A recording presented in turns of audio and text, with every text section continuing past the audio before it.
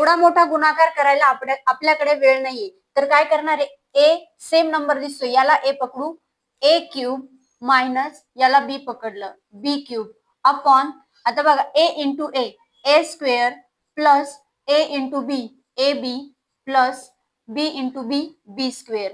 आता बघा A cube minus B cube याचा फॉर्म्युला आहे ब्रॅकेट मध्ये ए मायनस बी आणि नेक्स्ट ब्रॅकेट मध्ये A square plus A B plus B square. बघा अपॉन, आता हा छेदस्थानचा काय आपल्याकडे A square plus A B plus B square. बघा आता आपल्याला हे ब्रॅकेट आणि हे ब्रॅकेट सेम दिसते म्हणजे काय होणार आहे, हे कट होणार आहे. शिल्लक काय राहिलं फक्त आपल्याकडे ए मायनस बी. आता आपल्याकडे ए ची व्हॅल्यू किती आहे 183. 183 मायनस बी ची व्हॅल्यू आहे 73. 183 मधून 73 मायनस करायचे, 3 मधून 3 गेले 0, 8 मधून 7 गेला 1 आणि 1 जसा तसा 110.